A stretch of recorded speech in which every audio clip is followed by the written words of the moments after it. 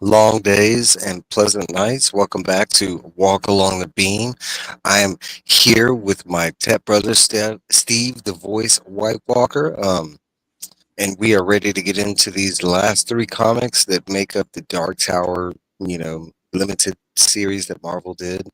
Um, so we will touch base on a little backstory that goes into these because these comics are really confusing as far as where you're supposed to read them, where you're supposed to, and incidentally, uh, we picked this episode just based on like Steve remembering that we needed to do these issues because we were Yeah. about to move on to a book, and I was like, wait, we do have a couple more issues. Um, so there's five more arcs after these little mini series that they dropped that tie into this. And um, these were supposed to be released back in like 2008, and for some reason they got pushed back all the way to 2013.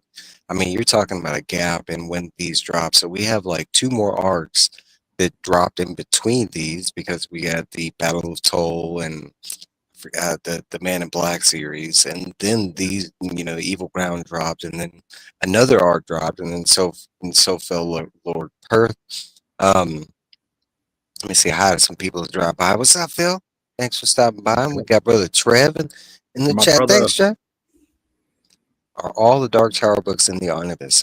Thinking there's two omnibuses, and it breaks up the young and adult cycle of Roland. And I would say the young stuff is the new stuff as far as the difference between the two. Hi, Carmen. Thanks for stopping Um, by. Um, So, with all that being said, we got Evil Grounds issue one and two released back in 2013. That these are basically, and we do get an explanation on why she dropped these. Incidentally, these are two of the books that I don't have. I don't have any of Evil Grounds. I don't have Sophel Lord Perth. Sophel Lord Perth being one of the Grails in this oh yeah, kind of this is a tough series. book to It's find, and it's expensive. Yes, because it was very late in the production date. It was kind of at the end of the cycle, and there's some weird stories we're going to get into once we get to that book. So, Evil Ground issue one, we pick up the story with Roland and Topsy, the horse, right before making it to its home. Roland sees and stops at a old campfire, making it his own. Falls asleep with devil grass burning, and the ghost of a hobo that has just been ritually sacrificed makes a visit. Roland dreams of the past, and with his quartet, Jamie, Thomas, Elaine, and Cuthbert, sneak up on a Farson camp. Um, so technically, right now we are in a dream that Roland has have due to him falling asleep next to Devilgrass, which he's done before. And hey, Kenneth Bird, thanks for stopping by. Um, so in the dream, it's basically his old quartet, and this is not just a dream. He's reflecting on a past, something that happened in the past. He's just currently dreaming about it. Um, so they sneak up on Farson's camp full of blue barbarians using dynamite. Roland and Cuthbert blow up half of the camp, but things go sideways. Thomas, Jamie, Elaine, and Cuthbert all get injured and have fled to a canyon. They end up shooting at the top side, causing an avalanche to separate the barbarians from them, kind of thing. And that's where this issue leaves off. Again, this is you know a very sped up synopsis of this comic because there's actually quite a bit that goes down. They actually try and do this whole 300 the Theopoly concept at the canyon, which I enjoyed. That doesn't play out because it's basically Roland who's trying to do you know, the the the stopping of the forces, and it just doesn't go that way. We do have a backup kind of story. It's called Story Within Stories from Rob Forth, and it's basically Robin talking about being blown away by Wind in the Keyhole, which just released during or around this time. It is technically the eighth book in the main series, book 4.5. And she felt this was the perfect way to insert some of her side stories within her, you know, younger version of Roland kind of thing. Um, she has basically a set of two different categories. it is like side stories that fit into Roland's younger years, or it's side stories that fit into, Roland's older years kind of thing. And then she didn't have a place to insert them. And after reading that book, she was like, oh, now I have the device to. And that's basically exactly what Evil Ground and So Fell Lord Perth. They're basically two side stories that she wanted to add somewhere and just couldn't find the place. And then after reading this book, bam, okay, so that's exactly what we're doing. This issue, that's what, we're with Roland, and basically right before the main book and the Gunslinger, and he basically fell asleep and he's dreaming about times right before Jericho Hill kind of thing. Um, there's the To be specific, there's never a time during these comics or the main story when this happens, because we find out in the second issue that there's some other people that show up that just, as far as my recollection, this never happens where all these people are at the same place at the same time. We know of all these people, but it just doesn't line up where they're all at the same place at the same time. Um, Specifically because we find out like Shimi shows up in the second issue, and it's not a possibility that he couldn't be there. It's just awkward and weird because at this time Shimi is kind of teleporting around like knowingly. He's doing it randomly. He has no control of it. And the last time we saw him was him going to Geely at that time. And then after that, the next time he does show up is during the Battle of Jericho Hill when he kind of tries to fend off Martin, kind of. And then there Um, was the whole thing with him getting captured by the Man in Black, and the Man in Black took him away. Remember that whole thing? So he mhm. ends up in Devartois or whatever the hell the place, the Thunderclap. So yeah, this is way out of context from what happened. Now, there's always some like wrapping my mind around things that can be done. And the way I'm kind of seeing this play out is this is a real world situation that Roland is remembering, and the devil grass is adding stuff to it, kind of thing. And that's how I'm kind of playing into it. Like maybe Right. Shimi and Aline wasn't there, and and his just, I mean, because this technically is way after Jericho Hill, way after he's lost all these people. Presently, he doesn't know where Shimi is. He doesn't run into Shimi for a long, long time. Um, so I could understand how his brain would be like pining for these people, and maybe just adding them to the situation. Because it's also unexplained on where they are, when this is, why they're doing what they're doing, what they were supposed to be achieving besides just killing some of Farson's Yeah. men, which that kind of never happens during this war. There's never a time when like the gunslingers were just randomly attacking John's forces, because ever since John Force Farson has been added to the story, the gunslingers have kind of been outmatched from the beginning. It's never been a like, oh, we won. The only times we came across winning scenarios was with when Wolves and Wizard and Glass, and the few times that Roland was able to blow up the oil fields and stuff like that. But I mean, for the most part, all the battles we heard about, they lost pretty bad. Yeah, and as far as we know, with that oil field, that was just one of who knows how many hundreds, thousands of oil fields. So, I I mean, mean, we're yeah, talking that about was a this dude very had tiny tanks. little victory, and this little Yeah. shit town in the middle of nowhere that didn't even put a dent in his military might. Especially because that information was in the books, and like the imagination plays on things. But Robin has kind of filled in some stuff, and we had that whole like, side story about those people like worshiping the oil Oil gods or pumps, whatever, yeah, and so we know there's like many different oil company fields out there, kind of thing. Um, one disappointing thing that I felt like, especially with this name, I love. I mean, of course, I'm very, I love just seeing that name out there, Evil Ground, right? But I was kind of waiting for that to play in at some part. It never really does. Like maybe besides the fact that he's dreaming next to some devil grass in the Moha Desert, but I mean, it's never really explained that that was just death. He survives throughout that whole thing. yeah. Um, But I was kinda hoping this would be the time when she explained what happened to Farson. We never know, Yeah, we didn't What get he no resolution from that at all, do we? you Not know, once. you think that would be a big part of, like, especially you wanting to tell the story of how the gunslingers fell. What happened to this big bad that actually did conquer the gunslingers? Like, and by the time we find Roland, they're just gone and done. And yes, time has moved on, but what the F happened to him? This would have been a perfect time to, like, and especially with this name, Evil Ground, like we could have learned the fate of what happened to Farson, and I would have loved to learn that he had some, like, some Stephen King stupid ending where he, like, poisoned himself by accident, or had some weird dumb thing that happened to him, but Or he because turns that's, out to be the Crimson King, right? Or something along yeah, those or lines. something, Like at least something get us. cool. Something fantastical. Yeah, but okay, so big failed opportunity right there.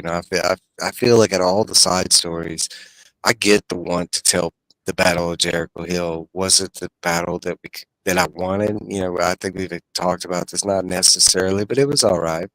But at the same time, there's some other, like, major pieces that I would have really liked to have filled in. Like, Yeah, preferred instead of this one. yeah, and Because this especially, story doesn't seem to fit into anywhere where, yeah, an end to Farson would have been ideal, especially towards the end of this arc before we go into the drawing of the three, you're right? talking about some threads that are set up heavily, based on what came out of the novel, specifically talking about Farson and his nephew. We never get an outcome to that. Like, why was Farson's nephew reanimated? What was the whole play with that? He was at the whole battle at the end. It comes to nothing. We spend more time with the other general than we actually do with the nephew. So we never, I mean, technically, there's a vampiric, like, half risen, Farson nephew running around Midworld because we Yeah, never get it's some of the interesting things, these threads that she started, but are never laid out or finished. You yeah, think, especially having the knowledge of who took out Court and who took out, you know, most of the main gunslingers would have been a major thing to play off and have fun with.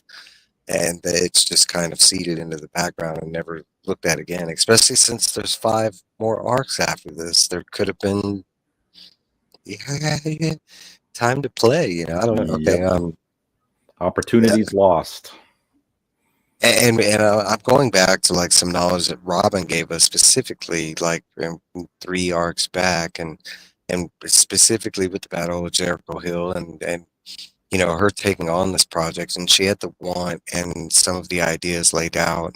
Somewhere along the line, something had gone wrong in many different ways, because we found out, she kind of didn't have the whole Battle of Jericho Hill planned out as well as she thought she did, and especially the way these comics were, like, released, to the public. They're in such a weird, like, this was released, 5 years out of context, and Hmm. it's such a strange thing.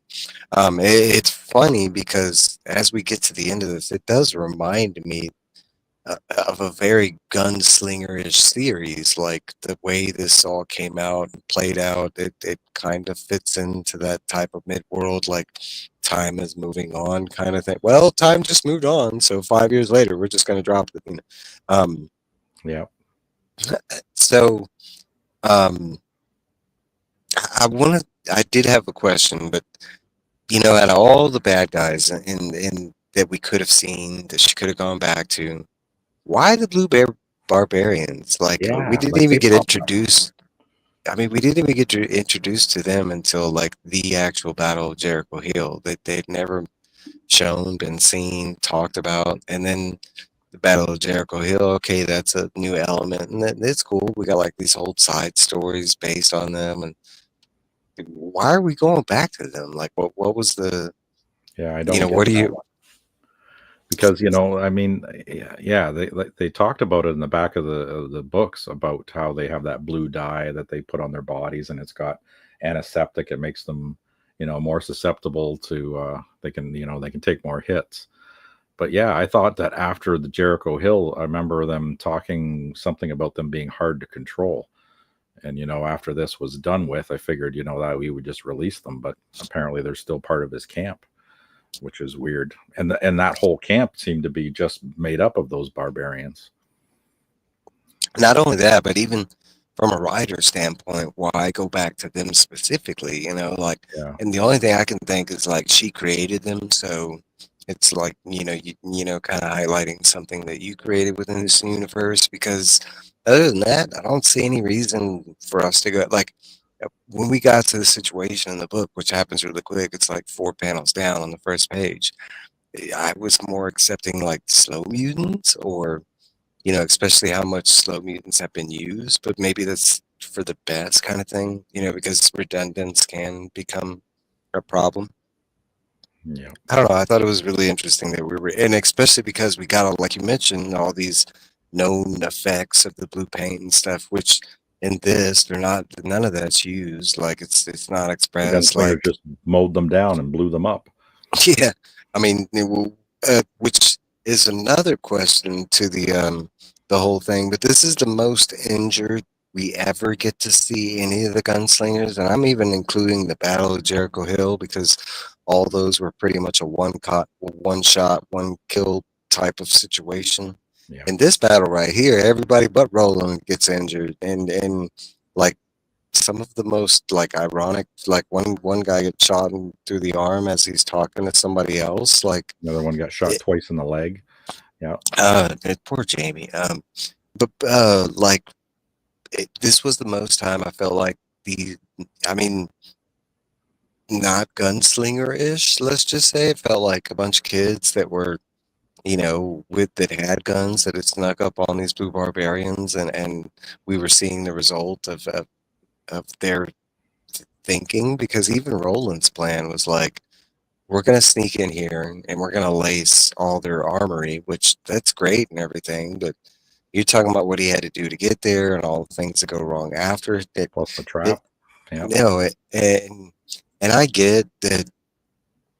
No, I don't get it. This is another thing that why is Roland out of everybody that's there leading the group? And I get that he's the one main gunslinger. All the other ones are candidate gunslingers, but like he's not the greatest of thinkers. Even like Cuthbert and Elaine would have been like, Yeah, his yeah, strategy has been pretty brutal. It's just like he's like an Apache. They're just like a war tribe that just goes in and attack and then run for their lives, right? And they're it, just like it, a it, stinging pain in the ass to Farson. That's all they are.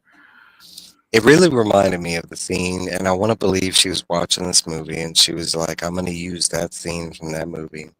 And the setup of the scene, I always loved it as a kid, but as a grown adult, it's one of the funnier things that I don't believe any Marine or Army individual would ever try this. But the scene in Predator when they go in to save the girl and he does the whole lifting the truck thing and like to set the army. I mean, he was just standing there, like, and they had guns, and he had no guns, and like, it's just one of the worst movie moments ever because he's just like, it would have ended in real life right there. Like, look, there's a dude messing with a.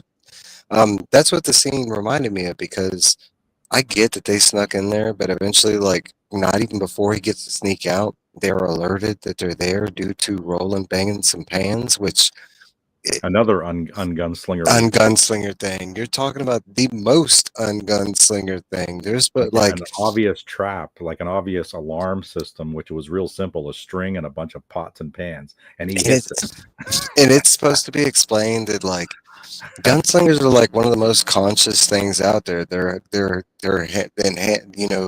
ninjas.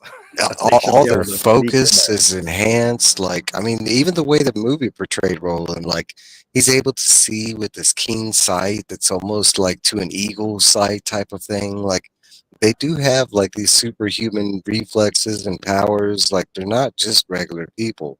Like, and yes, that's all through training, but you're talking about something that like he would have beat to death by cord. Like if this would have happened during training, like and he just tripped these pots and pans hanging. I mean, we're talking about blue barbarians. And I went back to the side story, and we're probably talking about an intelligence of like -1. Yeah, Like somewhere around there. Like they got to roll intelligence checks every single time just to know their name or to breathe. Yeah, this story did Roland dirty mm, and the like gunslingers dirty. What the hell Mm. is their purpose now? They're just gonna just keep fighting until they're all dead.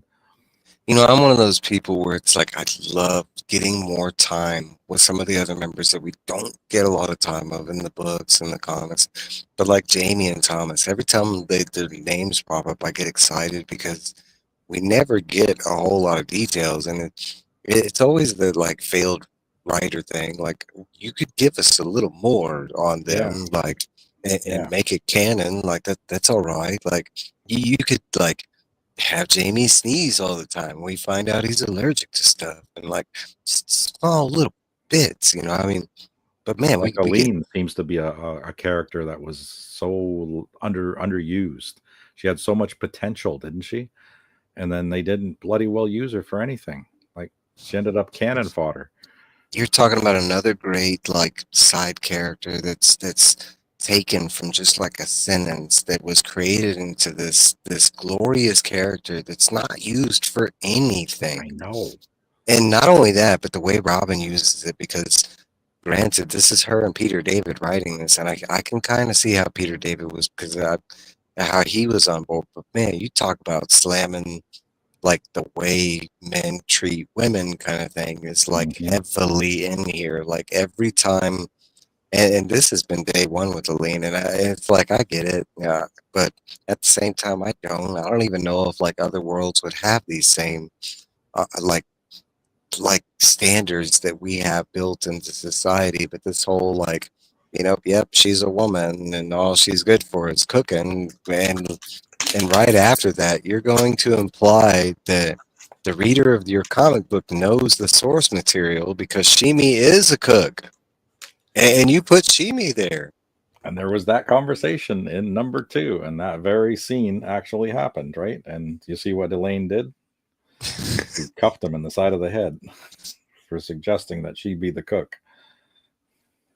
I can get, like heavily implying, because it's been there since, and then we've talked about that this is a Robin fourth like addition to the Gunslinger suit, because as far as we know, the Gunslingers are based on Pride, which like I mean this whole like womanizing thing, it kind of contradicts the whole Pride thing to begin with. I don't see the Gunslingers having this whole like with their whole base of society based on this pride thing. I don't see. I mean, I see like honestly their characters closer to like Stern Brightblade from D&D, because he is set in this knight's code of the way he will treat women and the way he won't. That's a thing of pride, especially like when you're talking about like manners and as far as the way you treat people and stuff. Like I don't believe that would like the way they like if you're talking about a whole society that was based on this pride thing. Yeah, Insults go so far. I mean, you couldn't insult anybody without it reflecting back on you, and it staining your reputation of who. I mean, no. So I believe in my that maybe not a whole like maybe not truly or generally just Robin Force idea, because it's her and Peter David that's writing the comics. So I mean, he had to be on board with this to some degree. But it yeah, is heavily like it's like every time Aline's brought up, this is heavily focused on that this is a man's world. Look, this is yeah. To the point where she was back at the camp while they were doing the fight with Farson's men, Mhm. right? And She, not allowed her to and go. Sheeny, she wasn't. Yeah, even though she's a gunslinger, she should have been She's part of the battle. But left back there with Shimi. yep, Um. yeah, So we do. So issue two. Yeah. yeah. Issue two, Roland, Jamie, Aline, Cuthbert, and Thomas return to some ruins, and I imply that because it's never stated where we are, um, but yeah, they're in some ruins where Shimi and Aline wait for them. Like we just mentioned, they weren't allowed to go on this party day. What's up, Jesse? Thanks for stopping by. Hey, good day. Um, no, we never. I mean, there's not a lot of explanation on why they're doing this. How come Elaine was left behind? Why is Shimi there? If they're on this like attack mission, why did they bring him along? Um, like a group of gunslingers, and for some reason we just brought the village. idiot along. Like I'm not getting that. Um, okay, so and no slide to Shimi. I do not view him as the village idiot. That's just kind of one of his nicknames, especially during this time. Um, so with all the guys wounded except Roland, Aline, Shimi, and Roland tend to the wounded. After that, they eat. Everybody is talking and distracted, and eventually sleep. Shimi stays awake for some reason as the tech groups they start to group dream. In the beginning of the dream, all of the dancers are they're all dancing in a hall. They don't remember how they've gotten there, but they are realizing that something that they're not supposed to be there, that they were somewhere else before that. It's actually Roland starts catching on to it. Um, Roland starts to question it, but all vanish except for him and a cowboy who is focused on a back standing next to a tree. Um, After that, Roland's dead father, we find out he is the cowboy. Um, he tells him he has forgotten to see through the eyes of the dead. Stephen tells Roland to use the horn to wake from the dream. As he sounds the horn for the first time, the shadows form a humanoid shape. We're basically calling them like emotional vampires at this point. Yeah, Which, ghouls. They yeah, say they're called. yeah, something to that effect. Because basically that's what it is. Like the shadows form and they take shape. But they are humanoid in nature, but they do have monster qualities at the same time. But that's what they're doing is basically sucking emotion from Yeah, Roland in the stream. To the point where we do find out all his other tet mates that are there because everybody's there, including Shimi. But everybody at this time is kind of comatose out. It kind of appears that they have merged with the shadows, and we later find that they were just so overwhelmed by the effects of these creatures that they were just passed out. Um, so Roland does start to attack, but it basically has no avail. He tries using his guns, and they basically do like disappear, but reappear as soon as he shoots him. He finds out physical blows kind of have no effect. He tries blowing the horn a second time, and the shadow monster, not being phased by the horn blown, attacks Roland physically. And Roland basically beats it senseless. And it's said that he beat it so bad that it would have killed like not just one or two or three men, but 10 men. and he was using Um, the horn to do it. yes. He's attacking them But with the horn. the monster is still not affected. Roland blows the horn a third time, and at this time, the ghost of Arthur Eld, with a ghost army, appears and defeats these shadows. It takes these shadows away from that area, and the Tet awake, wondering what the hell they just happened and why they all kind of went through the same thing together. Roland awakes back in real time. So they woke from the dream, and then remember, so it's a story. You know, he wakes back in real time, back in the Gunslinger book, um, and finds the hobo ritual and wonders how and why it went down, what the hobo was thinking, kind of thing, and then Roland moves on. And eventually he's heading towards book one of the Gunslinger. The side story of this is the Horn of Eld and Robin talking about the importance of the horn in any constant reader.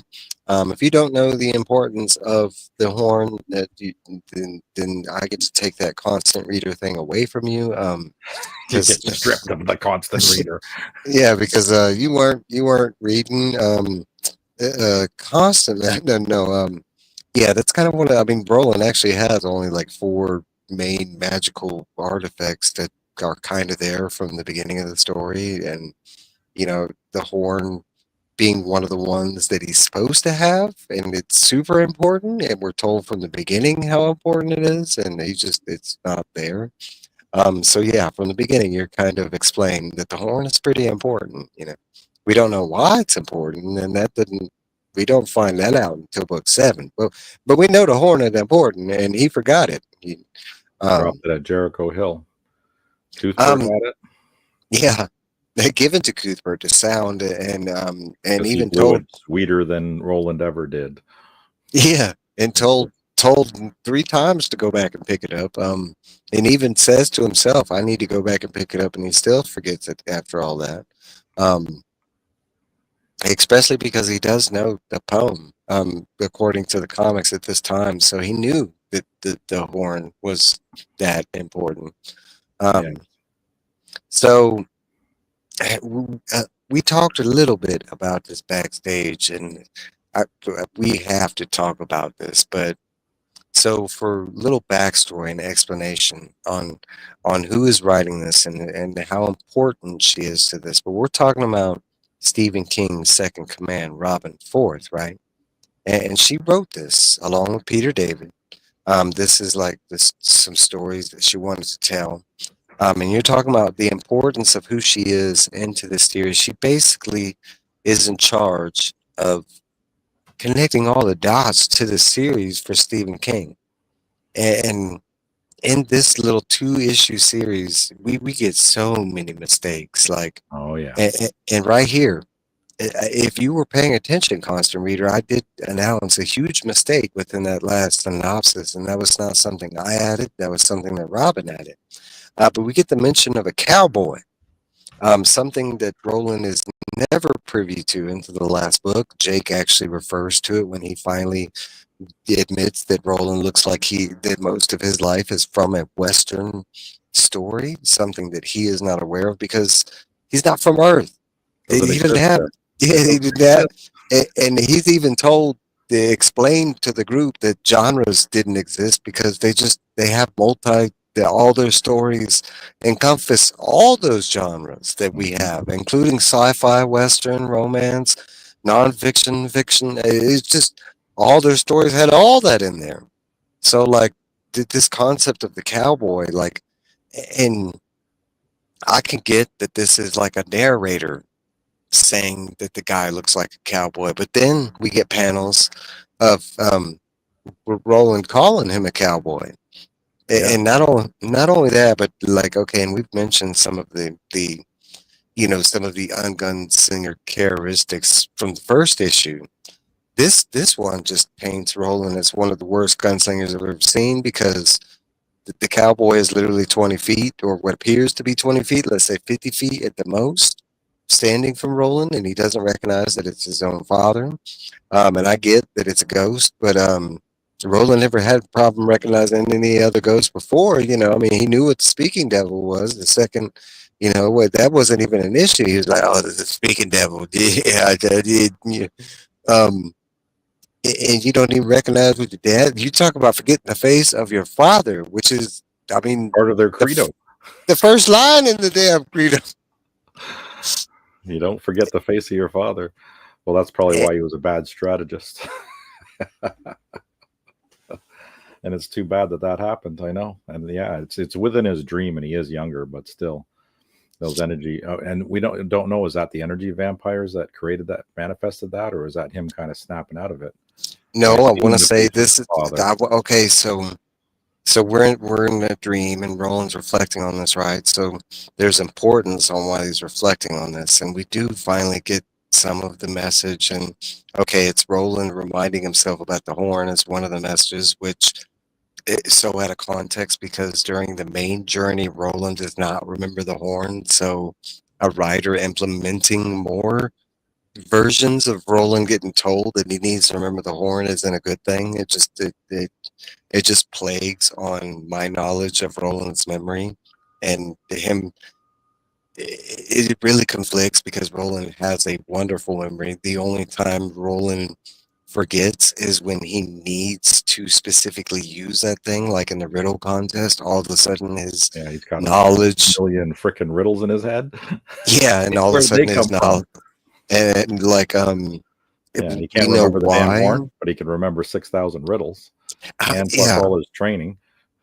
um, the whole like that. It's funny because in this one scene, there's so many things that are conflicting on what we know of Roland, what a gunslinger is supposed to be, like how their mind works and how they're him not accept, like, yeah, I mean, you're talking about in every situation, Roland was able to know exactly who was in the room and usually who was outside the room.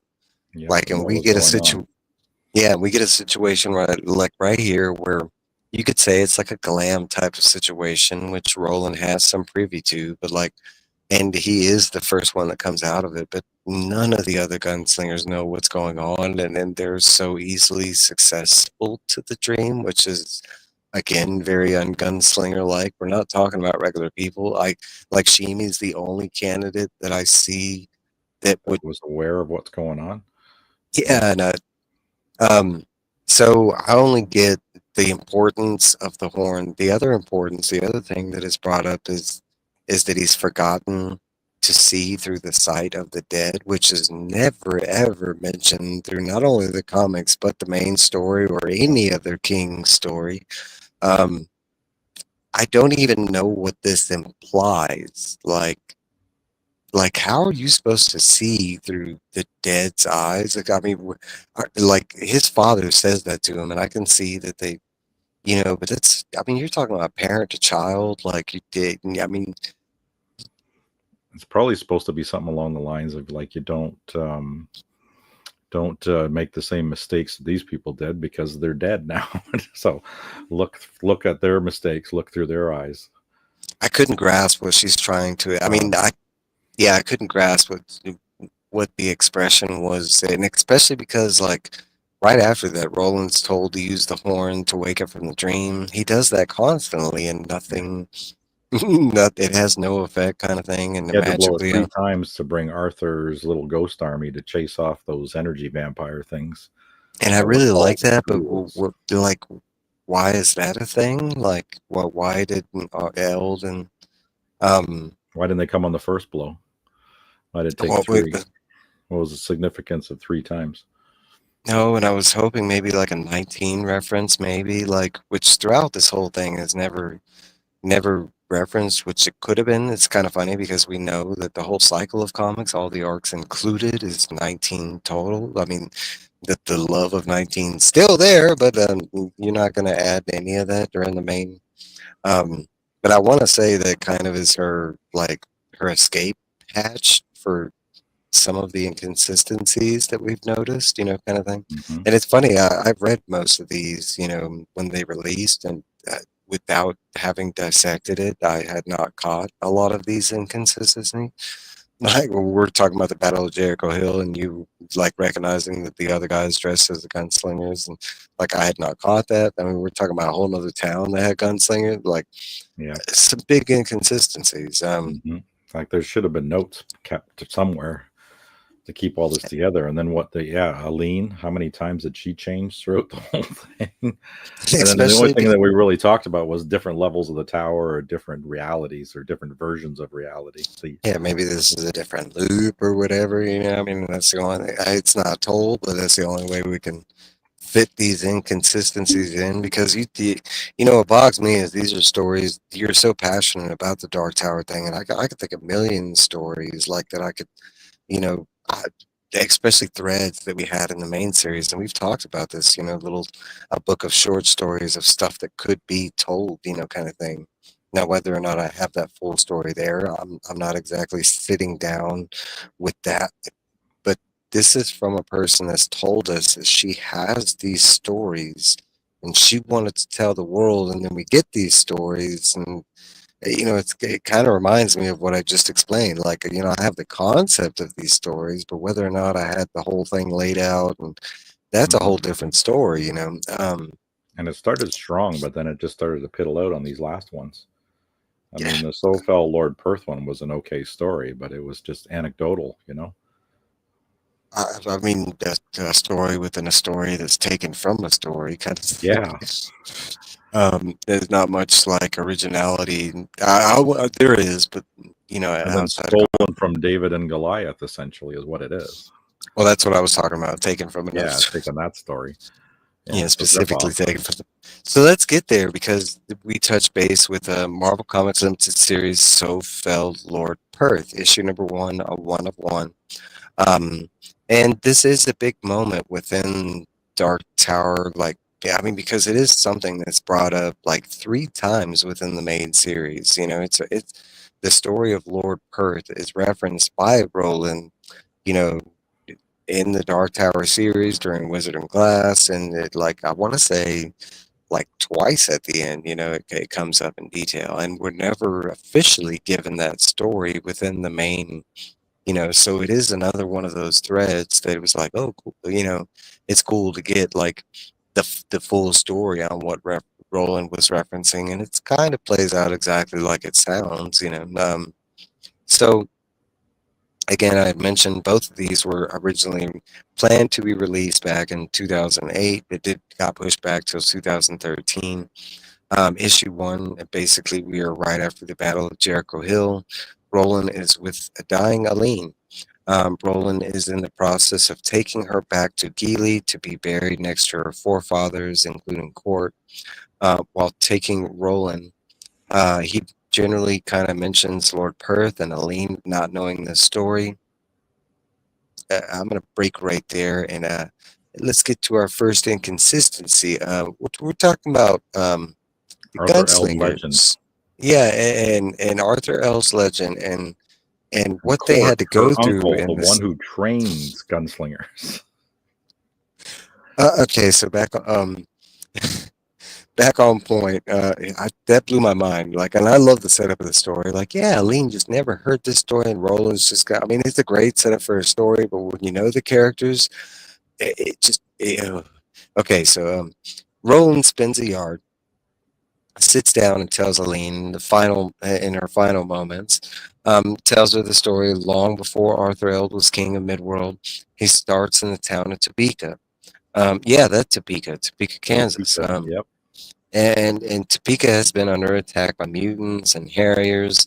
A young Arthur is currently herding sheep when a wolf with a saddle attacks. Arthur and his Billy Bumbler go into action quickly killing the wolf using a sling.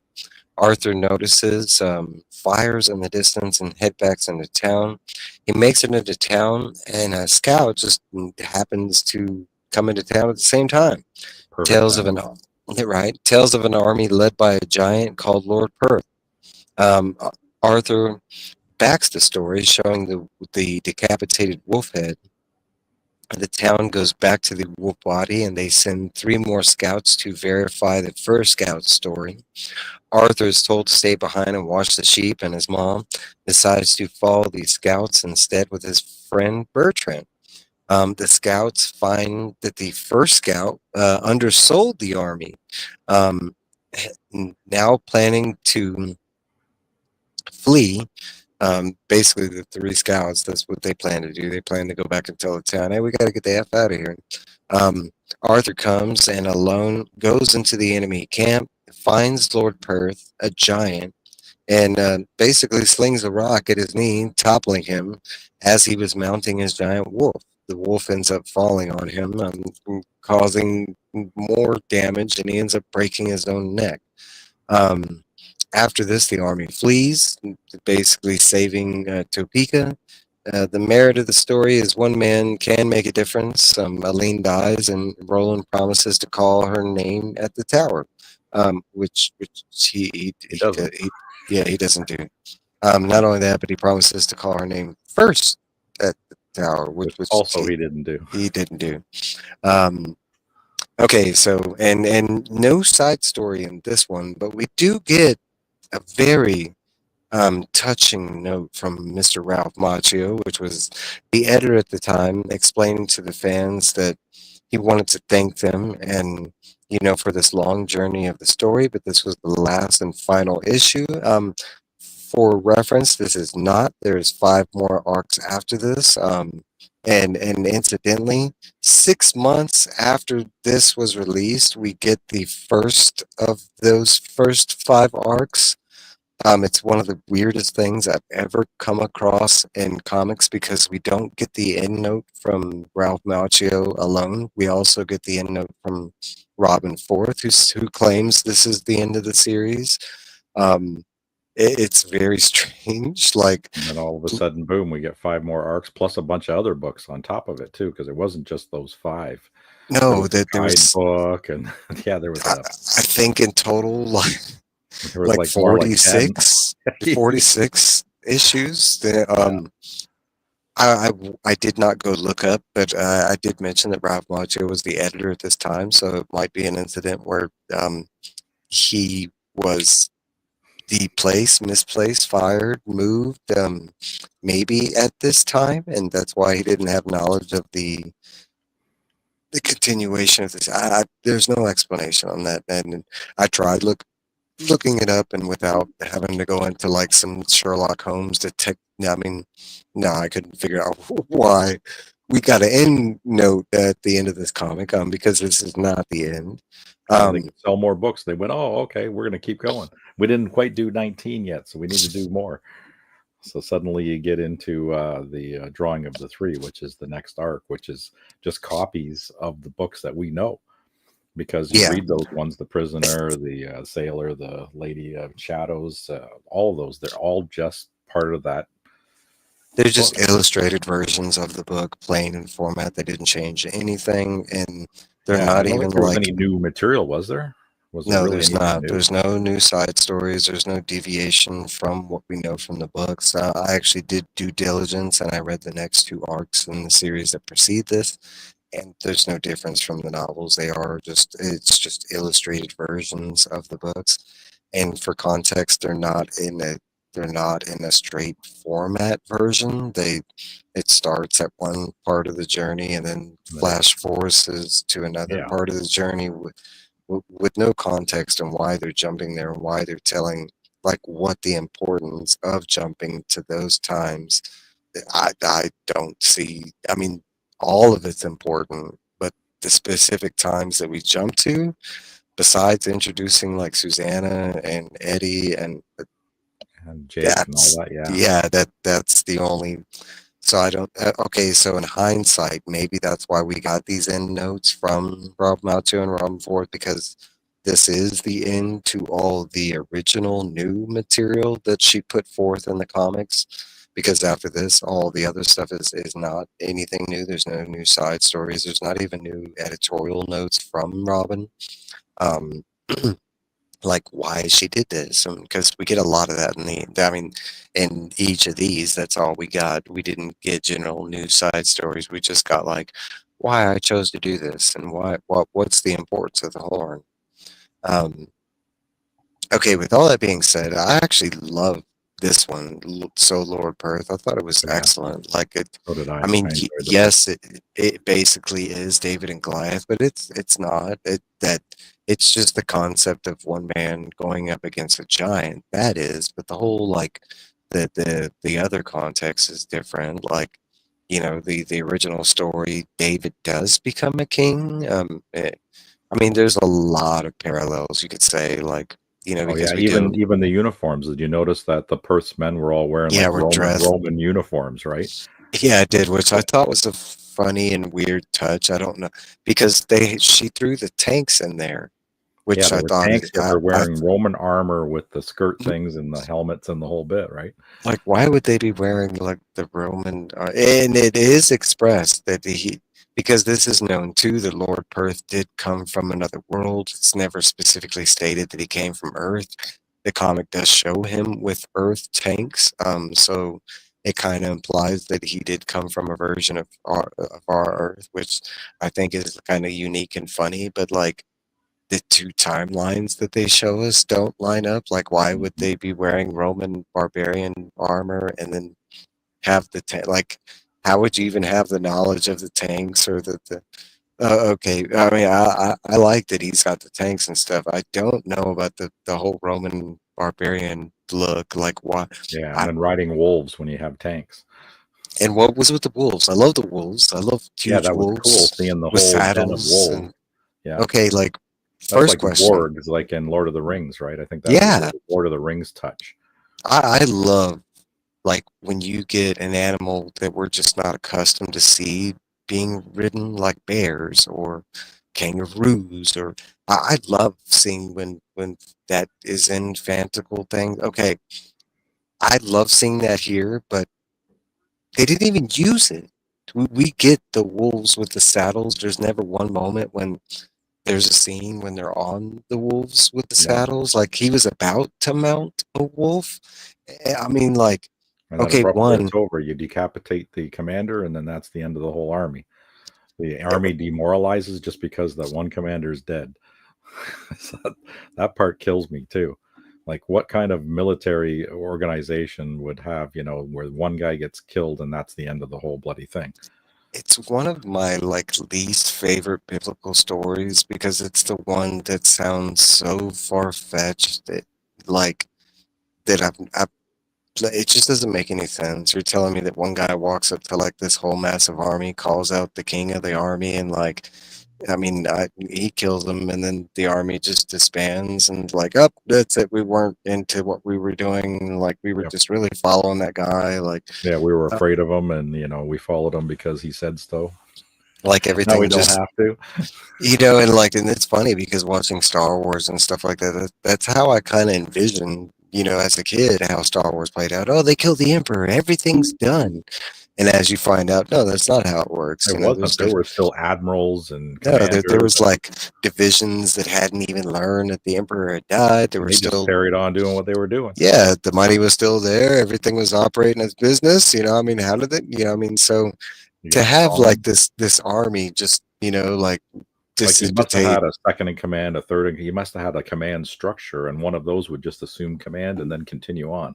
So yeah, that kind of storytelling is very weak to me, especially when they went so far to have all this military might with these tanks and everything, and they probably went to a lot of trouble to get all that stuff and put it together. And we go back, and I'm glad you just brought that up because you're talking about it's explained by the first scout. This is like an army of like 1,000 men, and got the artillery and some and the wolves and stuff, and like what are they going against? They're attacking like this town, That has which no happens. army or no military whatsoever. They're just going to It's a bunch walk of in. farmers, and like, well, so what was the plan? Like, what was the reason of? I mean, we do know that he's like kind of steamrolling towns, and like he either kills everybody or like the ones that he finds able, he kind of subjugates them in, which, I mean, that is a known thing. Alexander and a whole bunch of armies have done that, but I mean, that was the whole pride of the Mongolian army thing.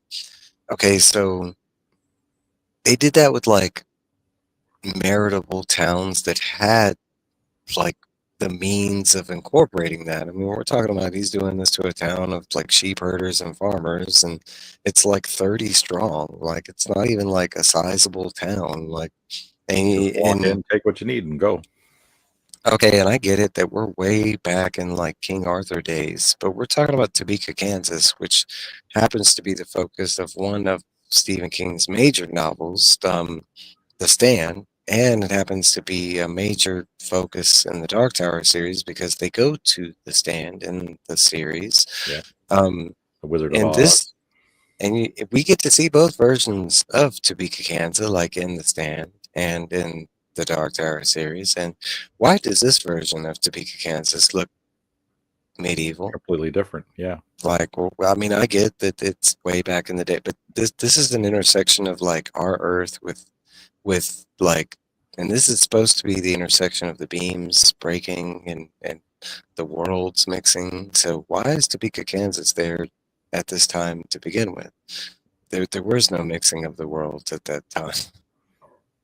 not that we knew of, but then they didn't expand on that story though. They just kind of threw that one in there, and they could have had in any town. I want to feel like, and I'm gonna go out there. I love Robin. I love her contribution to that, her passion, her. Yeah, because the But series was really good at the start. Like, it was awesome, and we've had a great discussions about the whole thing. It just seems like the ending of it here is kind of fizzling out, like they were yeah, losing like, steam. I mean, you talk about getting lazy with the naming. Like, well, why Topeka? Like, you could have named it Stevenstown or Bob or It could have been anything, yeah, why literally Topeka? anything Like, else other than Topeka. and then there's no like Could have like been Lud.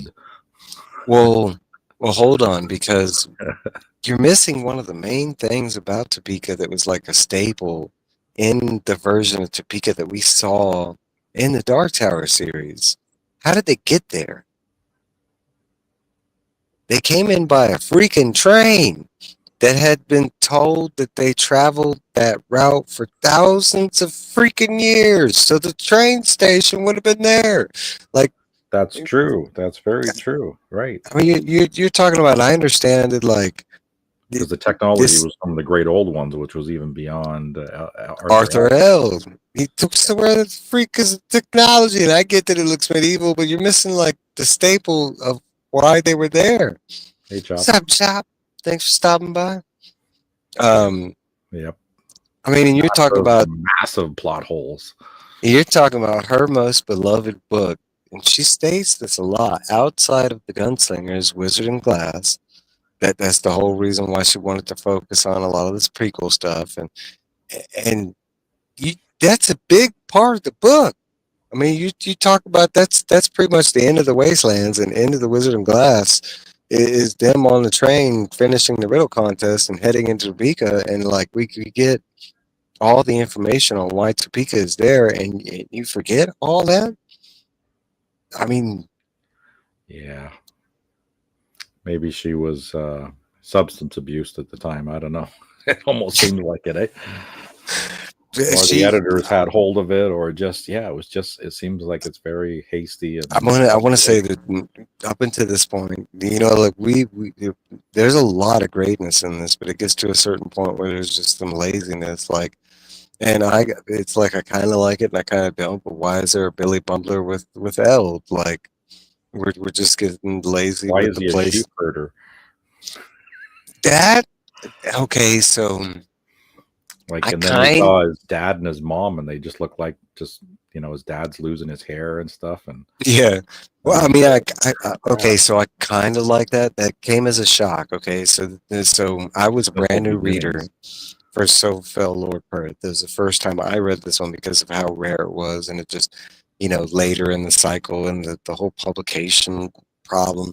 So me reading this was brand new information that Arthur L was a sheep herder before his whole like Trek the Kingdom, and it is a shock, but at the same time, I kind of like his swords. Like I kind of like that he's a You sheep like the herder. I fact don't that he's a simple man with like a simple nobody, and he was nobody like at he the just rise had to a power. sling.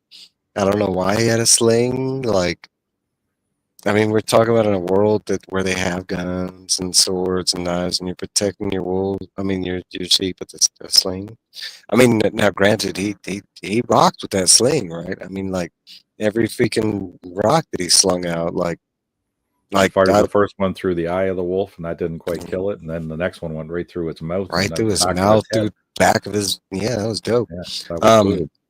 I don't get the whole like him jumping across the canyon, climbing up the tree. Like I didn't get all that. Like why he was, Get in a better position to get a good shot. I don't know. Yeah, That's and what they were explaining it. I get that, but he really didn't. The other times that he shot the sling, he really didn't need the position because he was able to in the tree like spot second. He was able to shoot the other one and get it. Yeah, yeah. So I mean, but it did show us how like nimble and agile and him just climbing trees like a pro. And had no fear. That too. I That was mean, part of it too. everything that lit up to him. That's why it kind of fit was the way they demonstrated in him because him like following the scouts. Like I want to say it's got to be the dumbest town like of a town I've ever come across. Or like, yeah, we sent a scout out and they found this army, and he came back and told us that it's this massive army. We need to get the hell out of here. And what's our plan of action? Well, we're gonna send some more scouts out there to verify the first scout They just because told us that they're going to come kill us. and we just got proof from from the shepherd that there is possibly an army out there because he saw some fires and he's got this wolf body and but Bring his head back.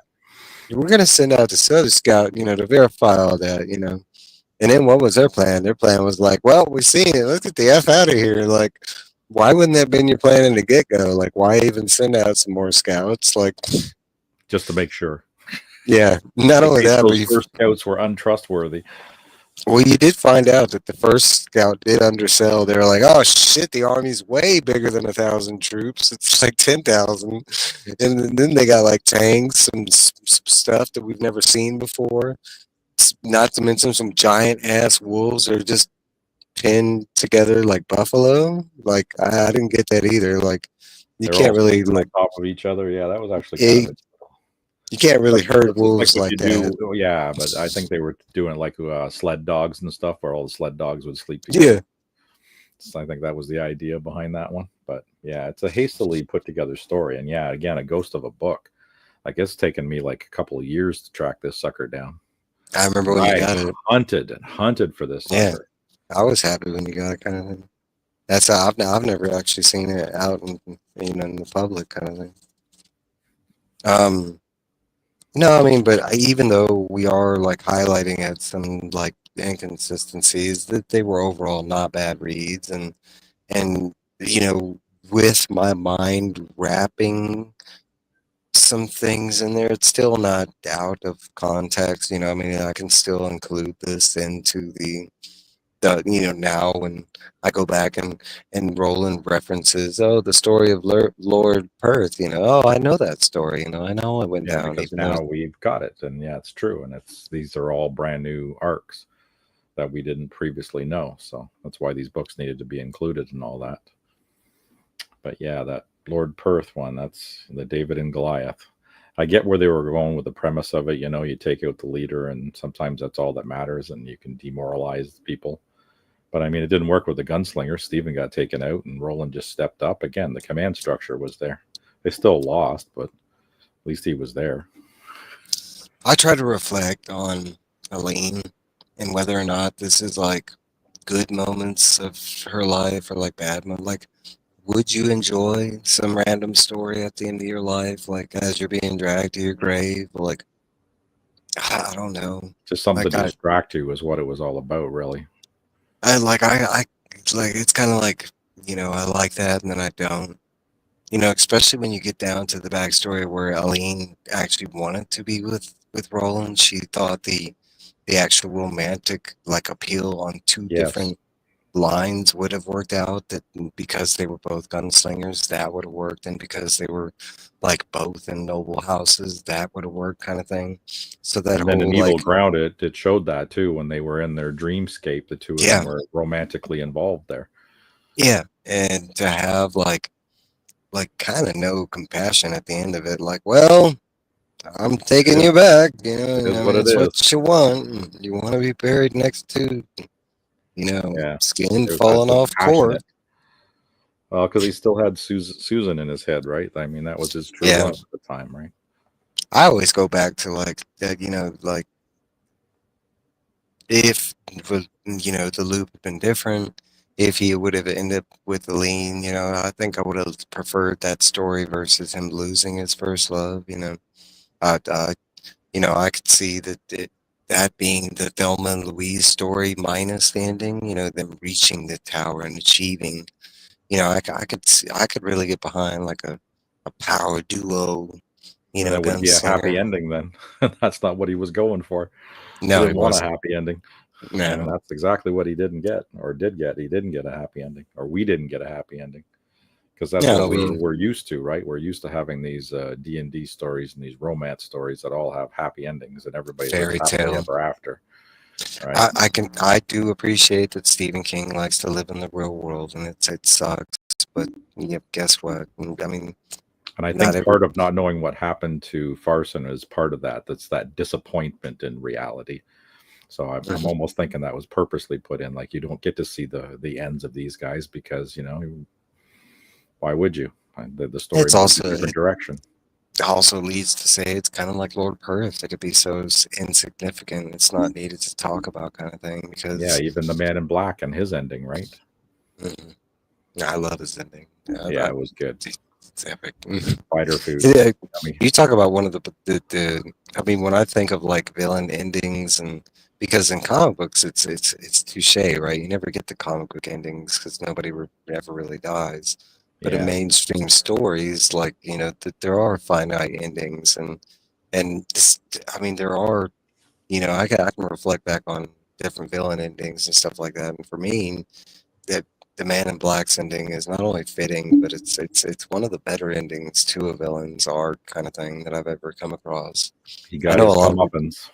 yeah, his whole like him being it just reflects from the whole story back you know who Randall Flagg or Martin or Walter, his whole ego and that pride and how I love I love that story, and then it being the son of Roland, no, it's so fitting, Yeah, it's still him dying by the hand of Roland without him shooting a gun, kind of thing. yeah, and the cruelty witnessed back upon him of all this cruelty that he did to others, and that's how he ended up dying in the end too. He had the same kind of crap happen to him, the torture. Unreal. Nah, I love some of the irony, and that's the irony from the main story. I would have loved some of this irony in here, kind of stuff. Yeah, I, would have fe- been I a feel nice. like I feel like a lot of that's missing from Robin, and that's the genius of Stephen King, that being able to connect these small little pieces and follow through with the threads. 'Cause it's really hard to do, especially things that you start so far in the past, can be forgotten, if they're not written down. A lot of that is it's just, there's some cool stuff that's brought up in this that's just never we never get to see the end of it, kind of thing. And that's what it That's a seems like. It's like it was so many years later that they did these last three books, and it's like they didn't bother to go back and read the rest of the original series and all their arcs that they did before they wrote these ones. Or did they already have them written? I don't know. It's just, yeah, there's a piece of information that we're missing of why I'd these l- books I came was out. I was telling Steve I'd love to get like a real behind the scenes backstory, on this whole, Yeah, an you interview. know, yeah, the whole Robin, so if style you're situation. listening, we want an interview. I'd love to. I've actually reached out to Robin multiple times, like I would love to pick Robin's brain, because that's probably the closest I'll ever get to talk to, be able to talk to Stephen King kind of thing.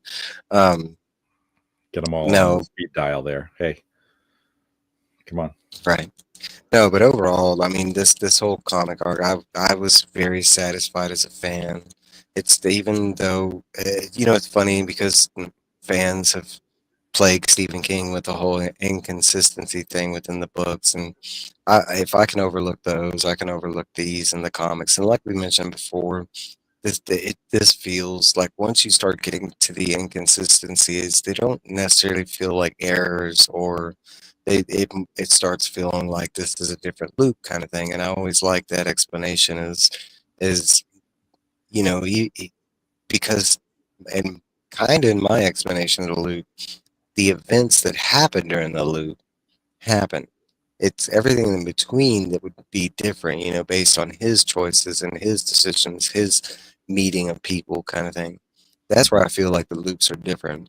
So this still lines up with my canonized version of what goes down during, Roland's trek throughout the tower, because there's not just one track, there's many tracks kind of thing. We're only privy to one. Yeah, I agree with that. And I also want to just add to that as well. I appreciate that the art style continued seamlessly through all of the books. So they kept that same look to Midworld, which I appreciated. And we didn't have different artists come on and suddenly, have their own interpretation of it. They kept that very consistent, even though there were different artists. There was a stack of different artists for these books, but yeah, Yeah, very consistent all the way across, right to the end. I do. I appreciate the art throughout all this. It's probably the thing I love the most, especially when we Hmm. start out with Jay Lee's art and going to Yeah. like Richard Isenoff and some of the like. No, it's even the art, like some of the art in the backstories, I really love and just Mhm. attribute to like how I see and view the Dark Tower in my mind, kind of thing. And you're talking about things that are loosely described that have been given, weight within this art. And some of the, I mean, like for me, especially within comic books, this is some of the like, you know, better comic book art as far as consisting to a licensed product that's out there. It's just fantastic to get something that feels within that world kind of thing, because it could have been a different situation where they gave us like real cartoony art, or I mean, Yeah. it could have gone. It could have I gone mean, bad. I love Riley Mossmo, but I couldn't even imagine what his art would look like in this book. You know, like all super, Scotty Young or Scotty Young, or Sweeney Boo, or or you know, Peach everybody had Momoko and make it all watercolors. everybody had big teeth. I don't know. No, no, I think Jay Lee, he knocked it out of the park. Yeah, I mean, He set the my only stage for it. yeah, he did. And that's my only complaint is we didn't get him throughout the whole, you know, but I want to say as you get to the later parts of the comics, they actually get a lot more like visually realistic to what the book, I mean, because Roland starts looking more Clint Yeah, that's true. Eastwoodish, you know. Um, I want to say there's some shortcuts that can be seen within the comics, but no, overall, I love the art. That's probably Yeah, like, you know, 5 stars all the way throughout. Even, I mean, you're talking about these are little side issues, and honestly, these had some of the better, you know, art compared to like Battle of Jericho because they kind of went a little lazy in that, you know, because they were rushing for time. But yep. no, overall, and it's, you know, I go back to we need to read these issues, and I'd say to most fans, yes, you know, they do. You know, it is nice to get that little side story of So Fell Lord Perth. It is something that Roland drops during the main story. You know, having these little side, any more of the gunslingers, and she could have added like 5 other gunslingers, and I honestly would have like ate it up because you're getting a little more of that backstory into these gunslingers, and you know, the whole explanation of the gunslingers is that there were at one time many of them, you know, so she could have went gunslinger galore, you know, but she Hmm. didn't. And the few that we did get to spend extra time with, like Thomas, Celine, you know, I ate it up. I loved it, you know. Yeah, me too. It was great seeing these insights. You felt like Mhm. you're privy to secret information that your regular constant reader wouldn't know about unless they were into comic books as well, right? Because you just have those people that just read the novels. They don't read comic books. They have no idea these even exist. There is a huge following out there of the series that has never read it because they have that against the comic that, oh, well, I like reading books, but I'm not gonna read a comic. That's My below wife is my. one of them. She says, like, how dare you tell me how they look? It's in my imagination, not yours. Mhm. Right. It's kind of one of the biggest reasons when doing this whole pat walk along the beam thing. I eventually wanted to touch base with the comics because I know they're not so widely, you know, known within the Tower fans. You know, I am a part of different threads and forums and blah, you know, and just talking to the different fans that are out there, they're not widely known or sought after kind of thing. Like, you know, I mean, because they're in comic form. I love them. Man, I don't have the angst for any form of story. Like, that's like finding out that there Stephen King had and tried to make a Dark Tower video game. You're talking about right up my alley, baby. Like, you know, and You're all even over though, that. yeah, even though it was a straight kind of rendition of what we already had, no, it's in video game form, and actually getting to be like play it, be a part of it. Yeah, I was all for that. And the parts that we got, and I think some are still playable, were actually fantastic for that time. You know, I think he did a great job. But no, any more extra we can get, I kind of eat it up. You know. All right, so we're gonna talk about real quick since we still have a little more time, and I'm not trying to make it go too long. But we're at the end. These were the 3 issues, very short, sweet, you know, easy. But the next step in Walk Along the Beams, we're gonna start touching base on Dark Tower adjacent books, and we have decided on the first book in that series. It's going to be Stephen King and Peter Straub's book series, The Talisman. It's the first book into that series. We have 2 parts in that series, and the third one that's been missing and maybe lost forever in time. I don't know if we're ever going to get that one, maybe. Um, but the second book being The Black House. But we're definitely touching base with Talisman, which I absolutely Hmm. love. It's one of my favorite Stephen King books, and then the fact that it is heavily Dark Tower related even adds more to the love of the story. I will admit that this story goes half and half with fans. There's a lot of fans that just don't like this book at all, or this series, I should say, and there's a lot of fans that love it. You know, I want to attribute that to. it being co-written with Peter Straub. This was a an experiment, and honestly, I still love it. I like Peter Straub. He was an established writer himself, and still is to this day. Um, if you think of different horror collabs, it made sense to me. Kind of thing. Yep, you Um, just got to get past the descriptive beginnings. And if you muddle your way through that and you tolerate that, the book gets really, really good.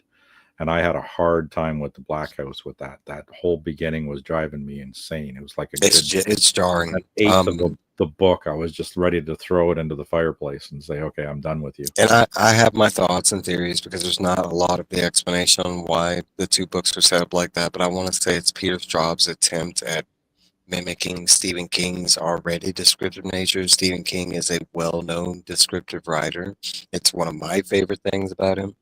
It's also one of a lot of people's biggest complaints about him is because sometimes he goes too Runs far into on detail. Tommy Yeah. knockers. Okay. So in Talisman, I can say he didn't do it so much until No, the end. Talisman got into it. It was around the middle of the book that I found there Yeah, to be a he lot of gets a description. lot more descriptive. Okay, so in the Black House, I want to say the first like big chunk of the book is nothing but this huge chunk of descriptiveness, and it can be a block. But they're both fantastic stories. Yes, overall, I agree. The stories were good when I finally chewed my way through it. And when I do read them again, I'm going to skip over a lot of that crap that I don't Yeah, need. because you don't need it. Now, once you know it, you don't need it, kind of thing. Like it could all be Unfortunately, summed up in a couple of sentences, and I got the synopsis, but it's just like they kept driving it down oh, my throat. It's like, okay, I got it. just wait Okay, I'm until I still break it reading it. down. No, I got it. Then You're more. gonna No, see how okay, I quick I'm gonna got it. break it down. It'll be like, yep, we meet a town, and there's about 15 houses in the town. Yep, and there's some problems in the town. Yep. And it's like, Um, okay, I got it. no, Okay, but here's some more. I want to warn people or advise people, or however you take this, but we are gonna take a break at least.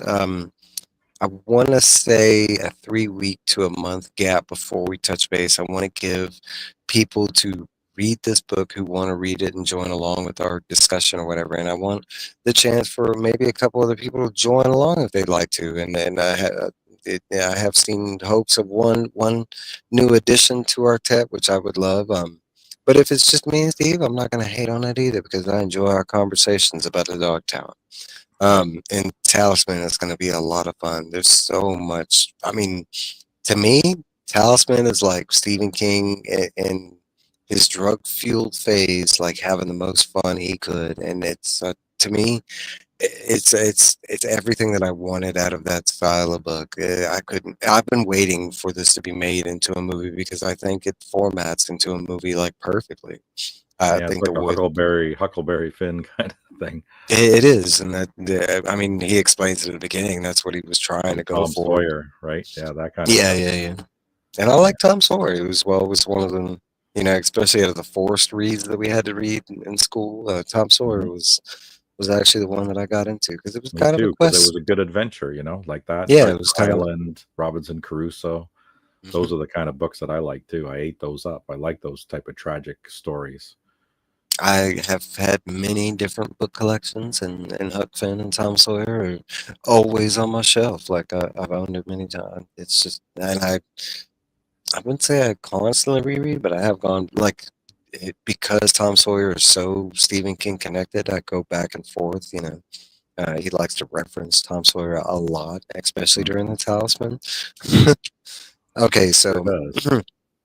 I will be making a post eventually, um, on my community tab on IG about when the date on this, but it will most likely be after the first of the year where we will start this because then I'm gonna take a break. Steve's gonna take a break, and Yep. we gonna read this book and we gonna talk about it. But that's basically this episode. We are done with the whole comic book series. That's all the new stuff. So we will not be touching base with the other five arcs because We we don't need to. mentioned, yeah, they're basically everything that we've already talked about. They're just illustrated, and I don't really show a lot of illustrations here. So um, yeah, no reason.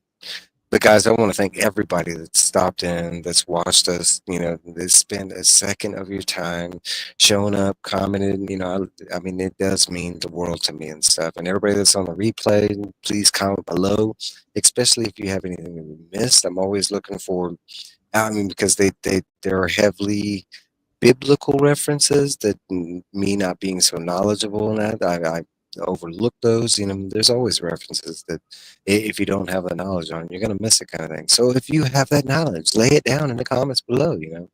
But guys, that is this week's episode. I'm gonna let you go. Thanks, brother Steve, for showing up and talking about this wonderful series, and we'll Thanks, see Mike. y'all later.